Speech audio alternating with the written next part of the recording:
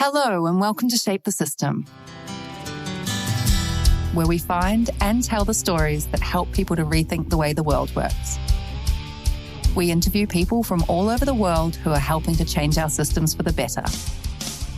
Shape the System is an independent podcast with support from KPMG High Growth Ventures, who help ambitious founders and their teams scale up for success. More about KPMG High Growth Ventures after the interview. We hope you enjoy this episode. G'day everyone, welcome back to the show. We're going to be talking about something today that I've actually been thinking a lot about and have a lot of questions about and have zero answers about. So I'm pumped to be talking to Grant Gunnison from Zero Homes about this topic. And I'm not even going to tell you what the topic is. I'm going to let Grant introduce the topic of conversation for today, which is probably a first in our 100 or so episodes. So Grant, welcome to the show. Tell me a little bit about what we're going to be talking about today, and also tell me a little bit about how you arrived to be working on this problem.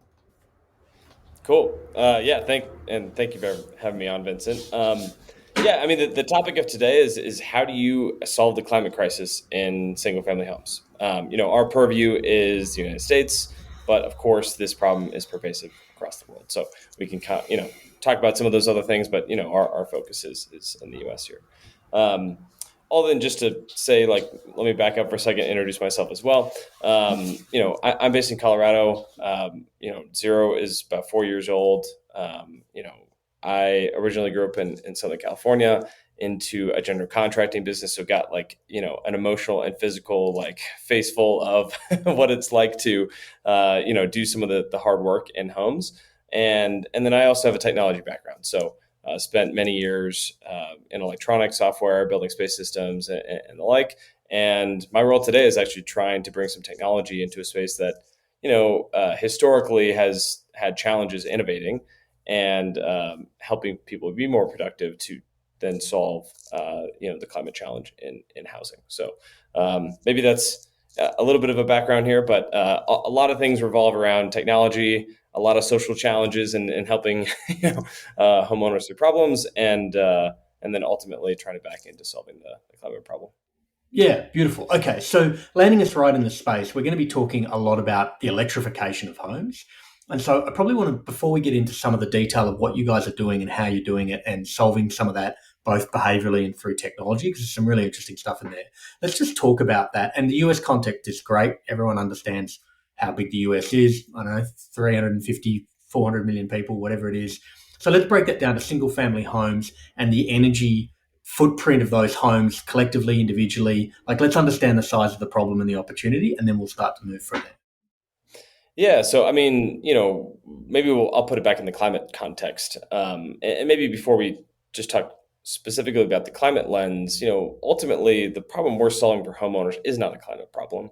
But in order to actually solve the climate problem, you do need to solve the homeowner's problem, right? So there's sort of two separate things, and we could talk about why that's the way that it is. But maybe the very short of it is that people are not really willing to pay just to solve a climate problem today.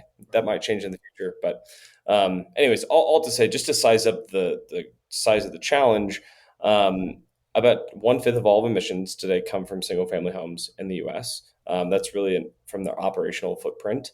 And then in terms of how many homes that comes from, it's about 80 million.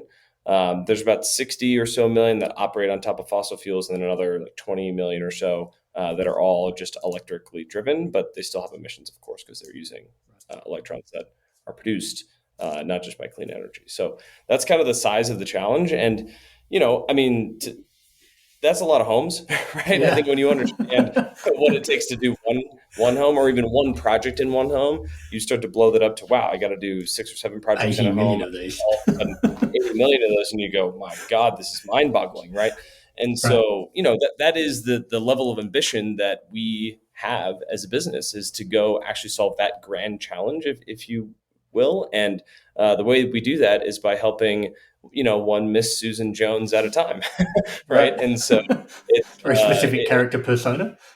Yeah, of course. You have to have personas you talk about in your company. So all just to say that we're trying to create a standardized process for what today is a very bespoke customer journey. And so that is a lot of what we're trying to do, systematize the experience, to be able to create sort of an automated yet extremely human experience for folks to actually go through the process of. Yeah, and I want to get into some of the experience a bit later on, but I want to drill into something you just said that I think bears calling out and reminding that the vast, vast majority of people, I don't have a number, you might have a number in your experience, will not do this specifically because of the environmental outcome.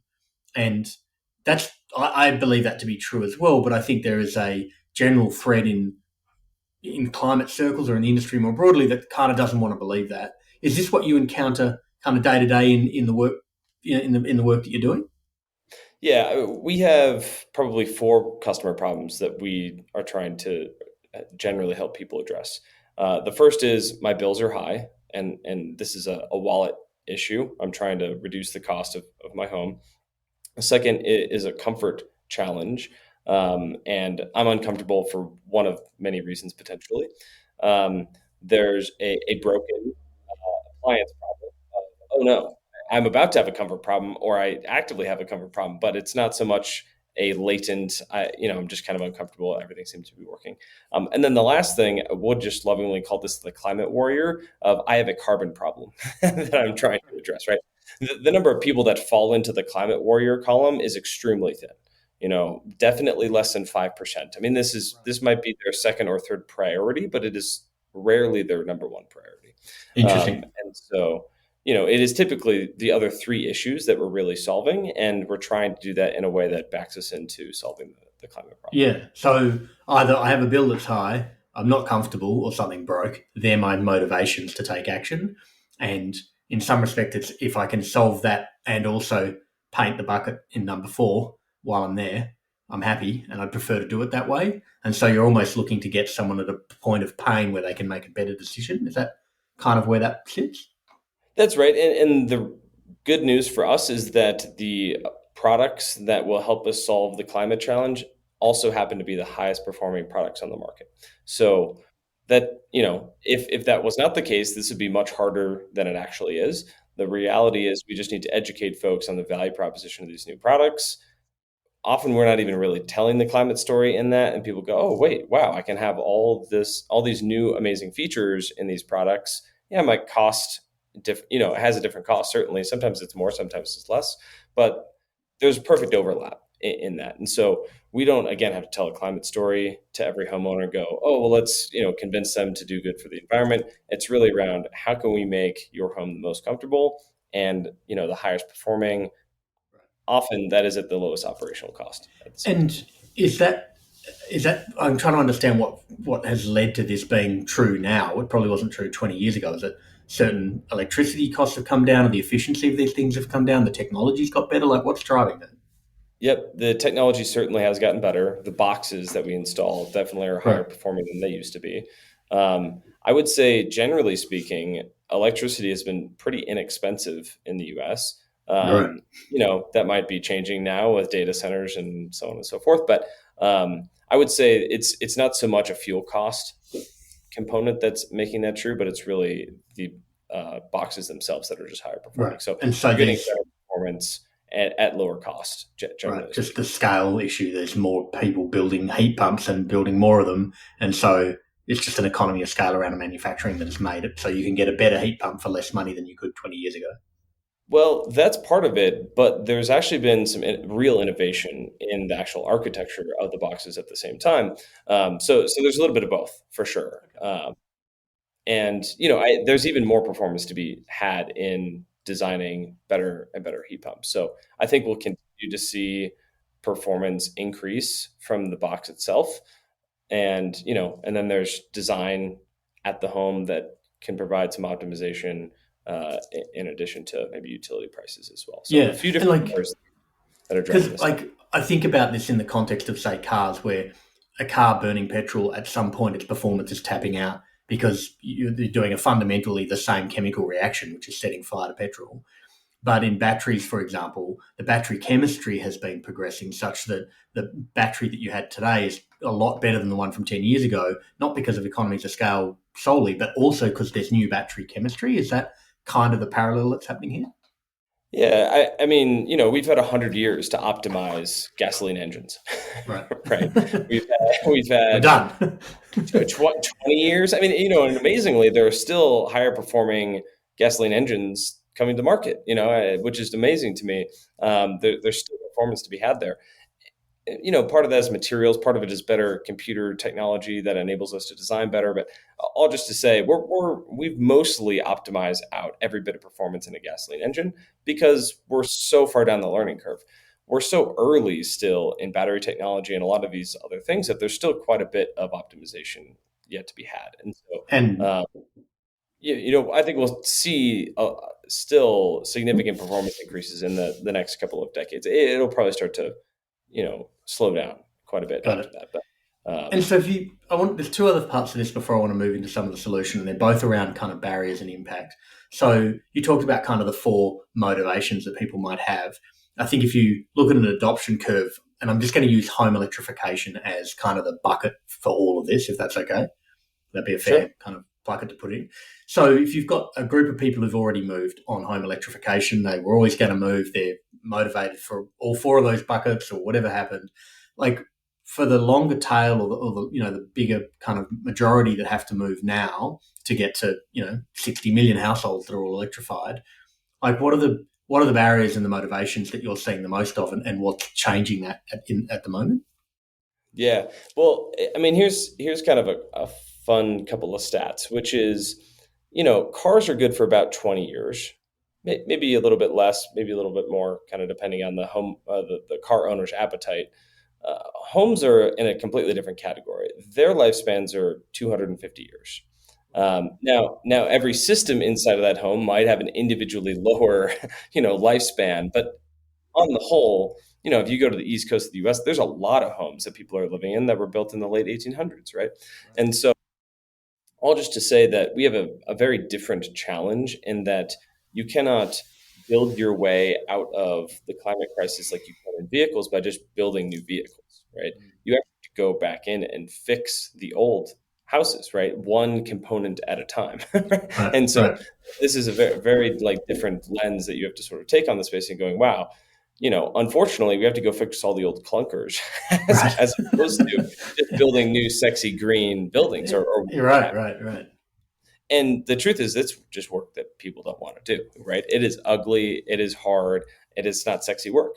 And so, there are a lot of other things that I think people have turned their eyes towards to go work As on. in people doing the work, or people who own the houses who are saying, I can't be bothered changing my windows, for example, Well, I mean, hell, or both. both. And I think there's a third class of just innovators of saying, well, look, if I want to go be an entrepreneur, do I want to go work on retrofitting old homes, or do I want to go work on, new rockets or new planes or new Yeah, boats or yeah. what have you, right? Anyways, it's not the shiny object. We'll just put it that Yeah, way. yeah. Do you know what I'm reminded of? I'm reminded of, I've been in around software for 20 plus years. And my observation especially in front end, like HTML, CSS, but in code generally, if you give an engineer a set of code that someone else wrote to solve a problem, they will invariably say, we need to rewrite it. We need to start again. And it's like such a observable trope that, kind of stacks up, and maybe it's happening in houses as well. Yeah, I think a lot of that has to do with the engineer thinking about the problem one way and the previous engineer just having thought about it a different way. And they go, well, I don't want to have to work in someone else's brain. I just want to work in my own brain. So let me just like Sure. redo the whole thing. And, Yeah. that's its own unique challenge, I think. But, it is, I don't know. It's a coin flip, I think, generally speaking, on whether it's true or not in Right. software to rewrite it.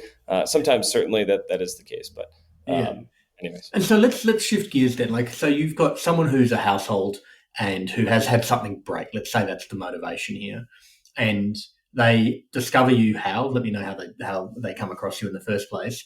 Like, help me understand kind of what their arc of a journey looks like to go from I've got something that's broken and I want to make a better decision looking forward. What does that yep. look like in your world? Yeah, well, let's just talk about status quo today, right? And the mental model in the US is generally one of two or three paths, which is oh shoot, I got a broken appliance. I'm going to go to that appliance. I'm going to look at it. If there's a sticker on there that says, call me at 1-800, contractor, fantastic. You're going to call that phone number because they probably have touched this piece of equipment before, though it might be able to help you.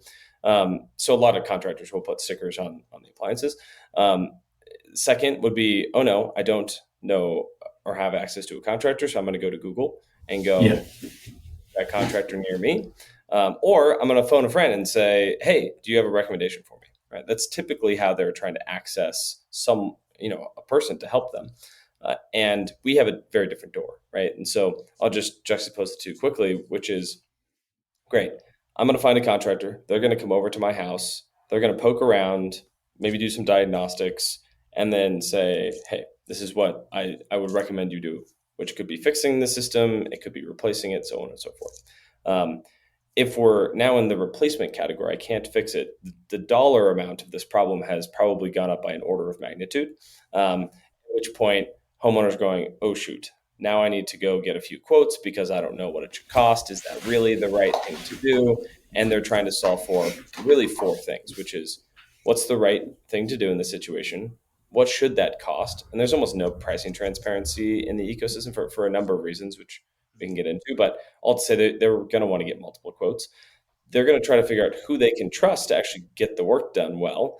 And then often they need financing because the projects are $15,000 to $20,000, and so not a lot of people just have the cash sitting around to pay for that.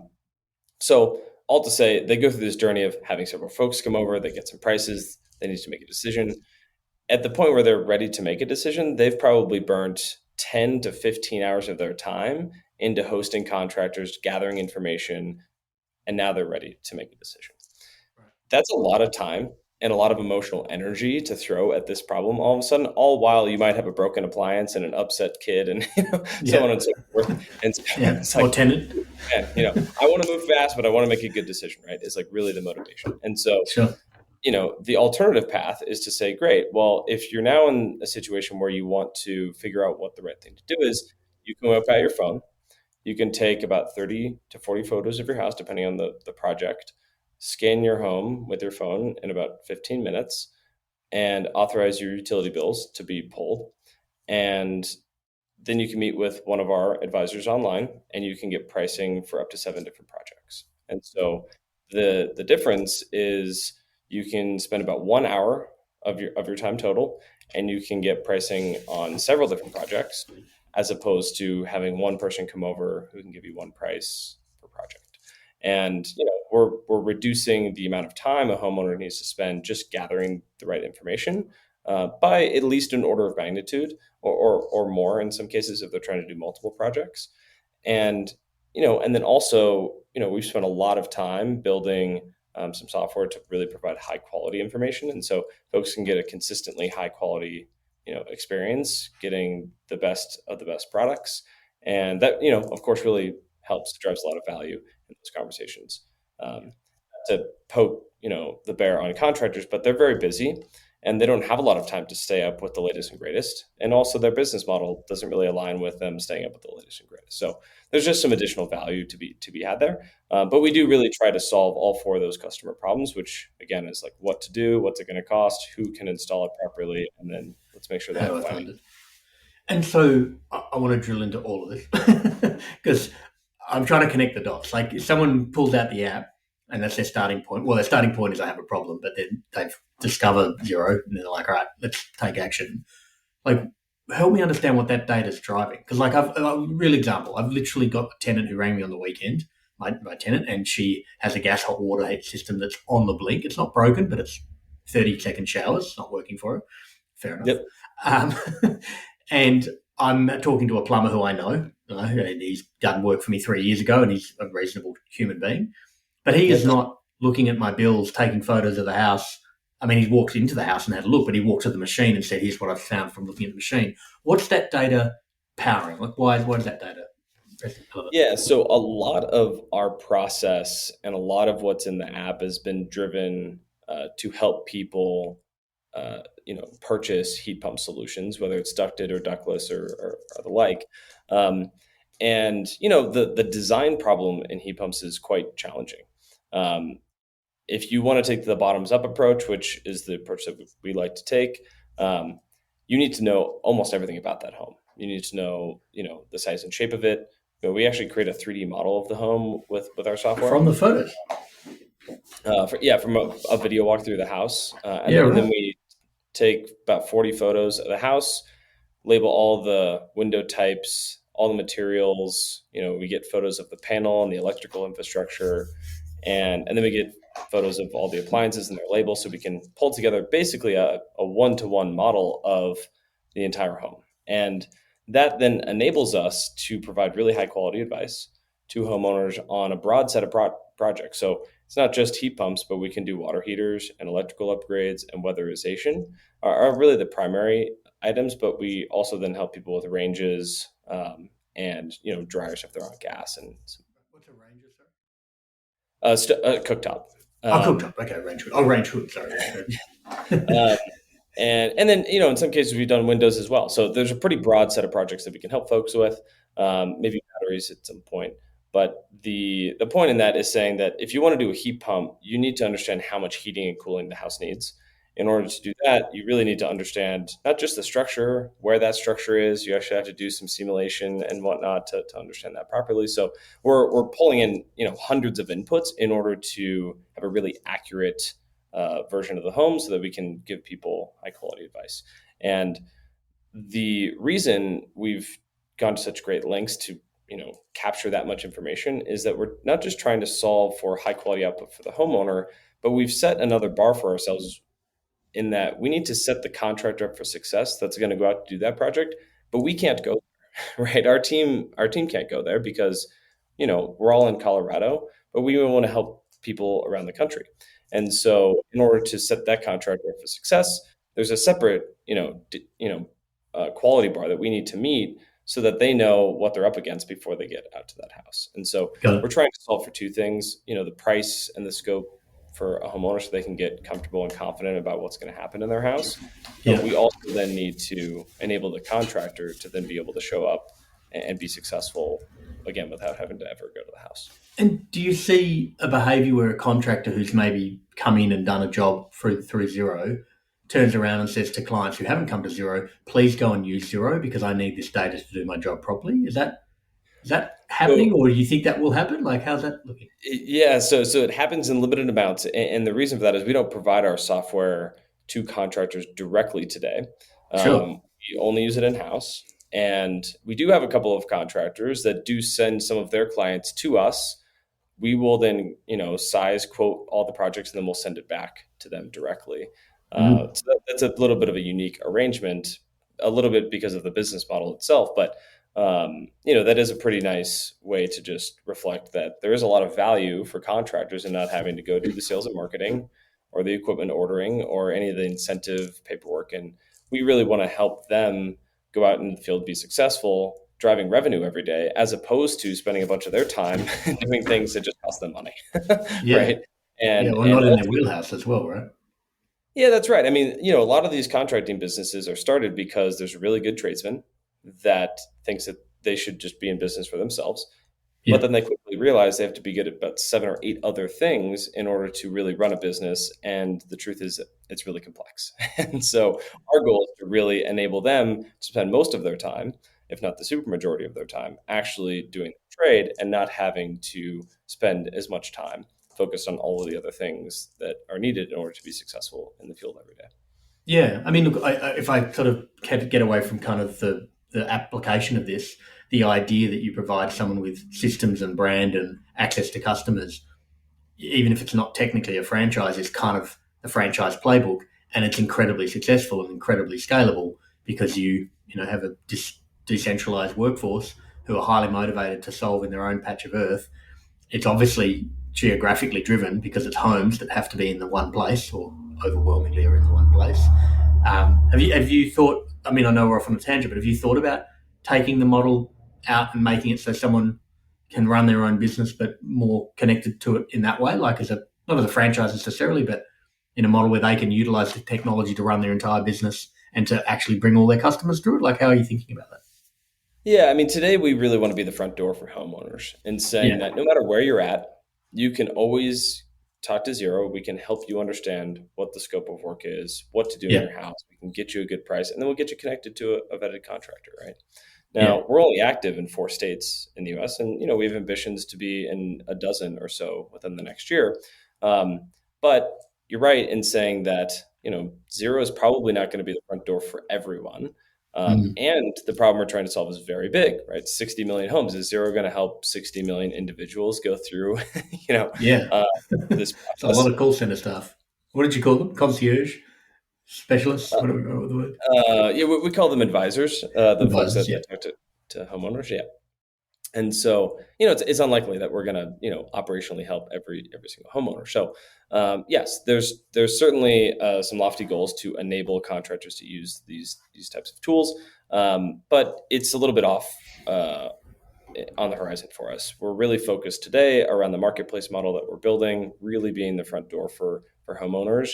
And a big component of that is, the surface area of the product that we're building is actually quite large. It spans Right. everything from the homeowner entry point to an entire sales process and design process, selecting the right equipment, and then ultimately also installing this. So there's field applications as well that we're Mm. working on. And so Mhm. it's just a very large software suite as opposed to what you often see as being a very niche tool that is sold to contractors kind of one off. We're really trying to Yeah. build an entire ecosystem, and actually do it ourselves, right? To really prove that what we're doing works, Right. and then ultimately really reduce costs as well. So that's a big component for us. It's And very I think as expensive. well, yeah, you have to this like my main business that is a total unrelated business, but has a lot of parallels with this, where you are also trying to introduce new ways of doing things, and the common method for innovating is to go and talk to your customers about the way they want to do it, and you get the Steve Jobs of the world saying you can't make step changes by doing this. You actually have to come up with a new way of doing things, prove that that way is better, and then bring people on the journey to come into that new way of doing things. And it's hard to do that when you are taking direction from the people who are already working a certain way and are resistant to change, or can't see the vision that you have. Yeah, I mean, I think, having been a contractor, right, I'd like very deeply understand the emotional and physical pain with running such a complex business that Yeah. has very low operating margins and almost zero operating leverage. So it's they're very difficult Right. to grow, and they're very complex. They don't get less complex over time. So this is just a hard business, right? And I think there's just an opportunity for us to help those folks reduce the complexity of their business over time, Mm. and then ultimately help the homeowner. But it's really focused on being an enabling layer there for Mhm. both parties. And I think that's just the really critical lens to kind of put on this. And in order to do that, you actually have to transform the problem from being in the physical domain and literally put it into the digital domain, right? And that Right. affords you to have all these new opportunities on how to solve that problem. But the truth is just that the entire ecosystem is stuck in solving the education problem for homeowners and the scoping problem for contractors in the physical. And so they have to go to the house, and that causes a huge number of costs and problems, and it's a bad customer experience. And so that's the clear innovation barrier that we've had to overcome, is being able to solve this problem in the digital. And from there, then you have lots of opportunities to then innovate. And so your point, sorry, I'm taking the long way to to your point, which is that in order to get a totally new process stood up, you have to innovate all the way there. And people's mental models of how to solve this problem are to go look at the sticker on the appliance, You're right. go to Google or ask a friend. It is not to, hey, pull out your phone and download an app, Yeah. right? And that is sort of a marketing burden that we're going to have to bear over time. But to date, we've been very focused on how do you build the technology, how do you build a process that can deliver consistently high quality experience, and I think we've done that. So now it's really time to start to push, into some other areas to innovate. And fortunately, I think the market is telling us that they really like this Yeah. solution. Right? Like our Yeah. NPS scores are great. We're getting lots of referrals. It's a good product. So maybe too early to date to say like we have really really good customer fit, but we're growing like a weed. So it's Great. solid glimmers, I would say, thus far of like. Good green weedy shoots. I love it. I've got like a couple of thoughts and ideas, but not to, you've obviously gone down a bunch of rabbit holes. But this thing about the sticker on the side is a really interesting thing for me. Like right now, sitting in my mailbox, I actually checked this morning. There is actually a magnet from a plumber who obviously lives in the area who wants me to stick that magnet on my fridge. I've got about 8 magnets on my fridge, none of them from plumbers at this point. But at some point, he's going to win. I'll put that thing there. But I'm reminded of what AOL did back in the mid-90s, I think it was, when they just started mailing CDs to houses. And that's how they got such big footprint, was they just said, you need to get online. Someone else has told you, here's the CD. That's all you need to do is stick it in the CD tray. And everyone had CD trays at that point. So that was the right mechanism, the right channel. And I just imagine a world where Zero's out sending stickers to households saying, if you could do one thing to help yourself 5 years from now, stick this sticker on one of these 3 appliances that you already have in your home and call us when there's a problem. And here's the reason you would. That's all you have to do right now. Sure. Buy a stickers business would be. Yeah, I mean, you're really highlighting, I think, one of the core challenges in this space, which is distribution, right? And being well known enough. And one of the challenges in this space is it's extremely fragmented. I mean, 80+% of the contracting businesses in the US are 4 people or less, right? Which means that, it's highly, highly fragmented. And because of that, then every marketing channel is incredibly saturated. Everyone's fighting each other for, space in one or many channels. And that drives up costs pretty substantially. And so one of the challenges, I think, in general is actually to reduce costs. You actually just need to reduce the cost of marketing ultimately. Right. And I think we have a couple of unique features about our business that might enable us to really drive down the cost of marketing and do so for a very long time. You earlier asked, and I'll answer the question now, which is how do homeowners even find out about you? We don't do any marketing. Actually, we really never have. We have a partnership strategy. We help utilities, cities, and then other businesses that have a vested interest in helping homeowners do these projects. And we provide our technology platform to them to help them operate more efficiently and effectively. And that is really how we've gotten out to market, is through affiliates. Interesting. I was gonna definitely ask exactly how you're going about it, and I think that'll probably evolve as well. You'll find a channel that works, and you'll go and exploit it, and it'll work to a point, and then there'll be a whole set of customers for whom the thing in the mail or the thing on the utility bill doesn't work, and they need the sticker in the mail or whatever the other cool hack is that's going to come out. The thing that I'm finding, and you haven't actually touched on it, but I'm going to make a leap, that one of the things that's really interesting about how you think about a customer is, and you kind of touched on it, there's a set of things that they're going to need to do over a period of time. And the initial, hey, I've got a heat pump opportunity because my current heater broke or whatever it is. The amount of data and the depth of the relationship that you create in that first one means that you're now first in line for everything that comes after that. Am I understanding that correctly? That's right. And the customer journey they get on the second project is unbelievable. Unbelievable, because they don't have to go through any of the data collection process anymore. They can call up Zero and say, "Hey, I'd like to get a price on XYZ thing," and in 10 minutes we go, "Great, here it is." Amazing. As compared to, shoot, I gotta find a bunch more contractors. I don't know them. I don't trust them. Right? And so the idea there is to say, "Great, well, we've picked the hardest project to do, such that people are willing to do a little bit of work to capture that information. And then every project going forward is incredibly easy to get very transparent, competitive pricing from someone who's going to deliver a really good experience." And the loop is closed, right? Because sorry to jump in, but the loop's closed because you've already, let's say you put in a heat pump in project number 1, you put a heat pump in, you know what went in. So your map of the house is now updated with, used to have electric heater, now have heat pump, whatever. That's right. And you know what? Even if something's changed since then, like maybe we take 2 or 3 more photos and we capture a few more pieces of information, but the model we maintain internally is exactly as you said. So if we need to make a new change to it, fantastic. We're happy to do that. But all just then to say that you get an outrageous customer journey, which is extremely extremely affordable, as opposed to, again, having to have a bunch of people come over. And so, we really seek to have a relationship with homeowners for the long haul, and saying, once you've done a little bit of work, we're going to deliver incredible levels of value, for the entire time you own that home.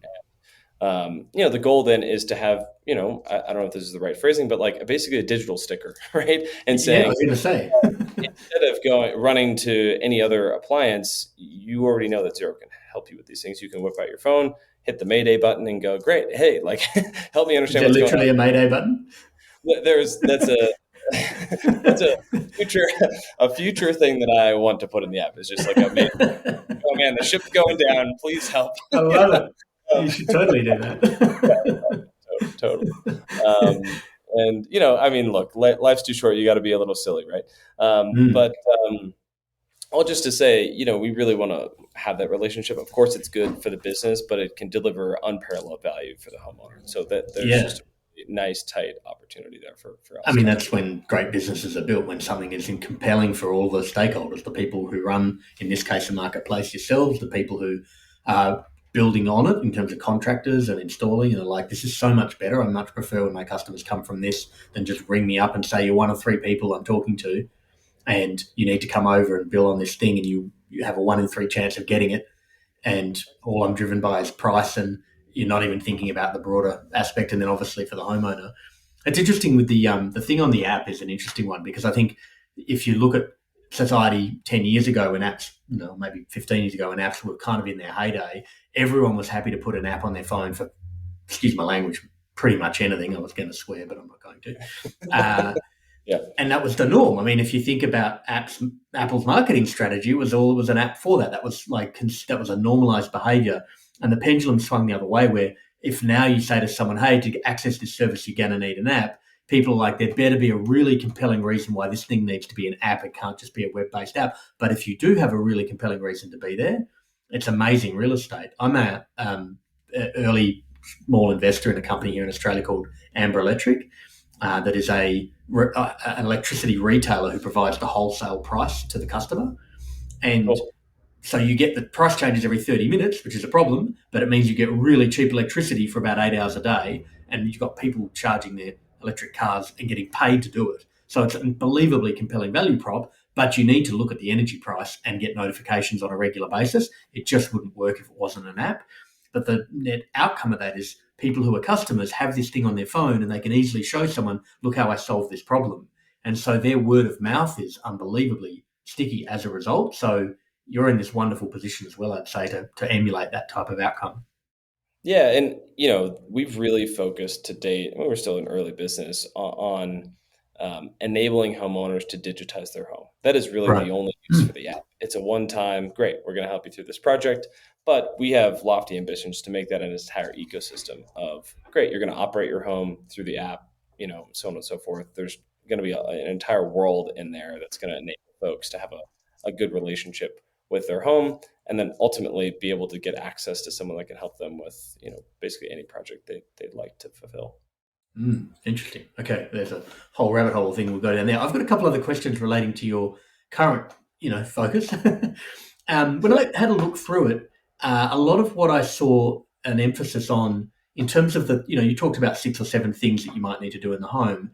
A lot of the focus was on things relating to heating and cooling, heat pumps and the like, and some relating to kind of induction, but much less talking about things that might generate electricity like solar and storage. Can you help me understand the priority? I'm sure you're across all of them, but it seemed like there was a focus in that area, and help me understand that. Yeah, we actually don't do solar, Right. and we today don't do batteries, and eventually we may get into batteries. But the focus really has been just to say that, look, there are lots of companies that do solar today, and they leverage tools like Aurora Solar, EagleView, and the like to provide a sales process that I would say is broadly delightful. Yep. It's not perfect. There's certainly some challenges there, but it's a lot better still than having someone come to your house. And we just don't have any way to innovate on that with our current process, because we're mapping the inside of a house, right? And so we don't have a good way to say, great, well, we can help you understand where the solar panels ought to go on your house and the scope of work there. We're really trying to be complementary to those folks and say, great, this is a huge gap in the market. There's no information on what's inside of a home or how to actually do one of these projects. So let's build something alongside of that, as opposed to trying to directly compete with that. And Yep.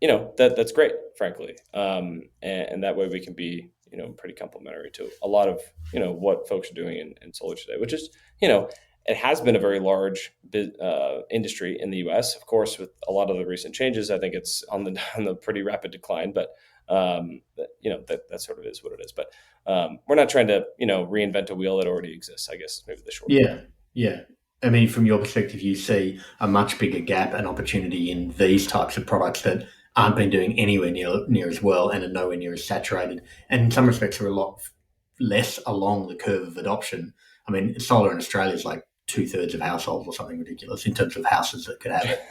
Yeah, I think highest the penetration U.S. in the world. is the U.S. penetration is abysmal. I mean, I think it's 5%, something like that. Oh, really? Okay.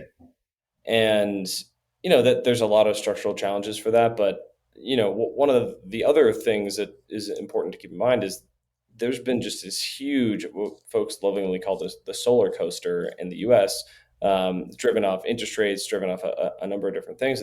There's a huge boom bust cycle in solar, and there's been several of them. That's not great for business in general, right? So if you want to go build a durable, enduring business, it's best to focus on industries that don't have quite such a boom bust cycle, unless you can innovate in a way that you can really believe that might reduce that. All just to say that heating and cooling, water heating, they're very durable industries because in a lot of ways they're life support systems, right? Right. Maybe Right. less water heating, but people do not like taking cold showers, right? Heating your Trust home my in the middle. tenant. Yeah, exactly.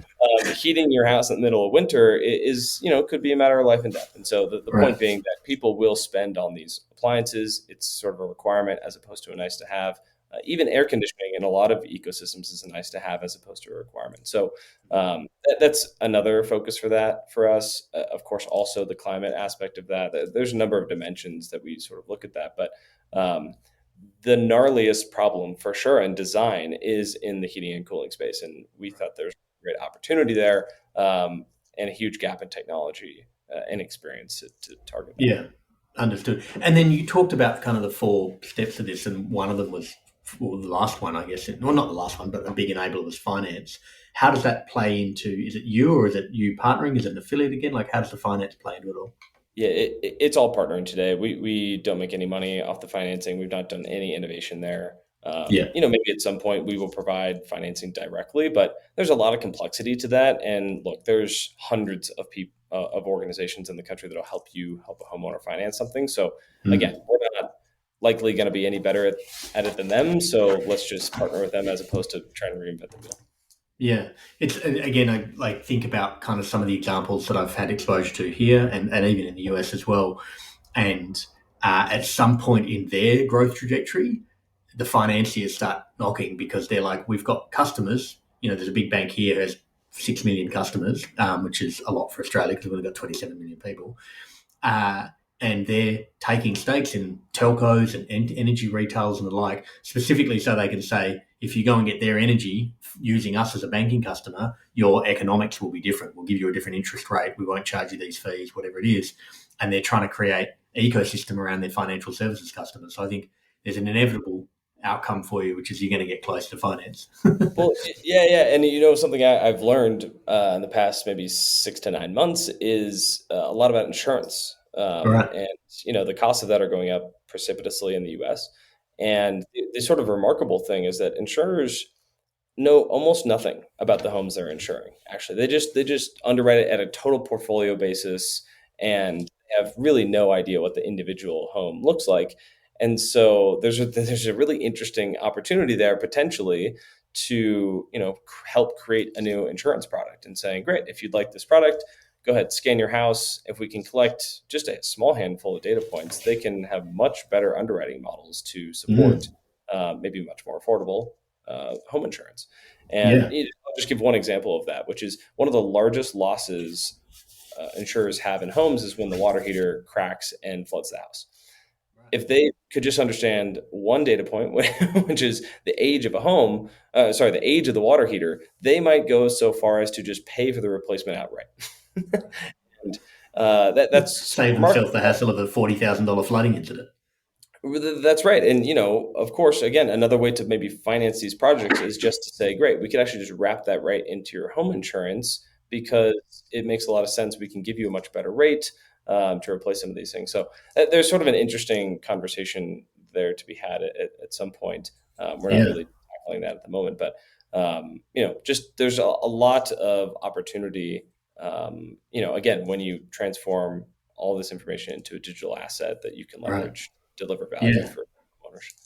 I mean, we actually had the InsurTech Gateway guys on the show a couple of years ago, and their whole shtick is if you have different data from the rest of the masses, then there's probably an insurance wrapper that sits around that data that will change the outcome for someone who has a problem to solve that's a higher order problem than I just don't want my house to be broken. So in their case, they were talking about flooding as an example. If you have data about where floods go up to, you can insure where the flood goes up to. And as long as it doesn't go past this, you can just insure past that, where if you like it only goes to knee height, it's not going to damage the home. You'll only insure if it goes over knee height because you've got the data to know that really only happens 1 in 100 years.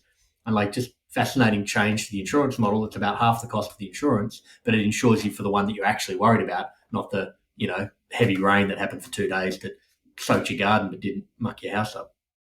Yeah, that's right. That's right. I mean, it's a remarkable world when you have data that is not available to everybody. Yeah, So it's just never been available, frankly, wholesale. And I think unfortunately, homes are just completely in that category. There's just yeah, almost no information on homes. You can go to Zillow as an example. I mean, best you can basically get is the square footage of a home, maybe the year built. Often not even that many, how many bedrooms or bathrooms it has, because people have yeah, just yeah, done remodels and whatnot. yeah. So yeah, it's a wild ecosystem for sure. And I've got just a couple of questions. We always get to time faster than I imagine with this thing, but that's always a good sign. So you talked before about some of the motivations, and these two questions are kind of related. One of them is something breaks. Clearly, it has to be replaced. But one was relating to comfort. Something just isn't solving it for you. I'm curious about how much of this is motivated by I'm sick of that heater, it doesn't work properly, or we're not warm enough in winter. I've got a heater that's kind of doing this at the moment, by the way, just as an aside. How much of that is motivation, or do people tend to just wait till it breaks and they're like, delay and delay and delay? And then my related question is, when things come out of the home broken or almost broken, what's happening to all these things? And how do you think about that closed loop of environmental impact, I guess? Yeah. Well, the last one's an easy answer, which is we recycle it. We have our trade partners go and recycle all that stuff. But the first piece is really related to my appliance is likely to be broken. Um, it's pretty rare for people to jump off the couch and say, hey, I want to go spend 10, 15, $20,000 on solving one of these problems, unless they have quite a high level of pain. And often it is not high enough on comfort alone, unless it's really bad, in the house, for them to go, okay, it's time to start doing something.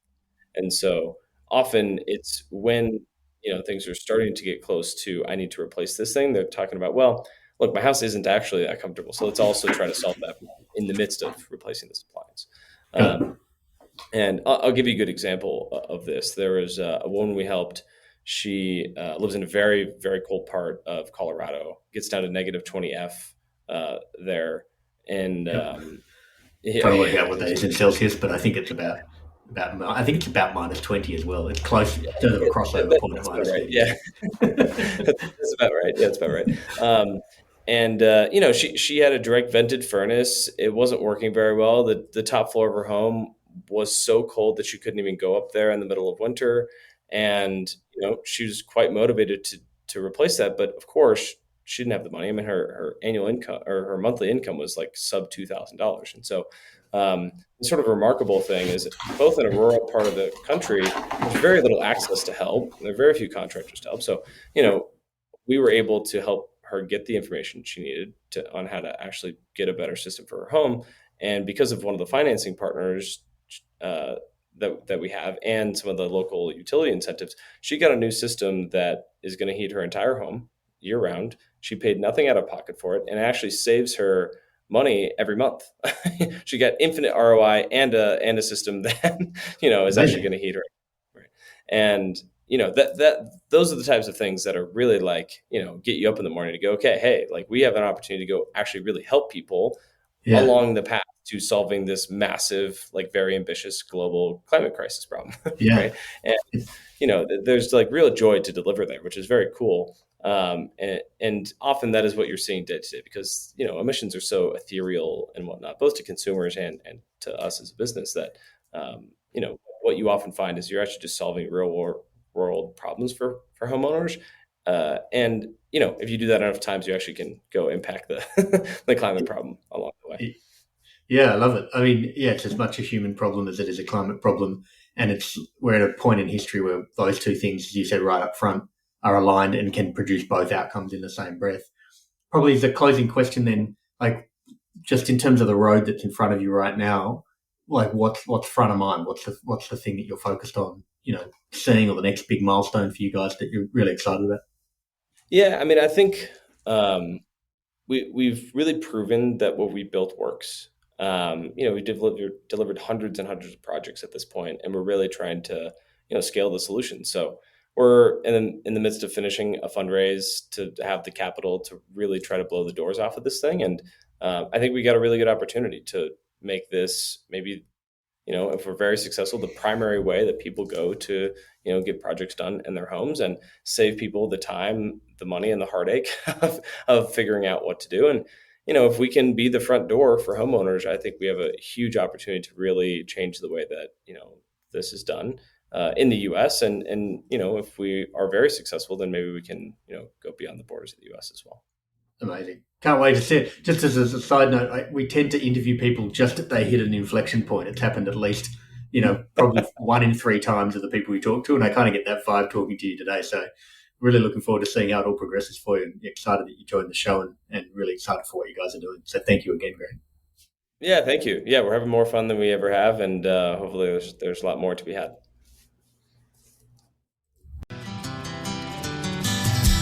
We hope you enjoyed this episode of Shape the System. As usual, if you'd like to suggest a guest, someone that you know who's helped change a system for the better, please go to www.shapethesystem.org, click on the top right-hand corner, then click Suggest Guest. Make sure that you click subscribe so that you get the new episode. Shape the System is an independent podcast with support from KPMG High Growth Ventures. Connects founders to the services they need along their journey. Whether you are looking to refine your strategy, mature your finance function, prepare for a capital raise, expand abroad, or simply comply with regulatory requirements, they provide you with the support you need to drive your business forward.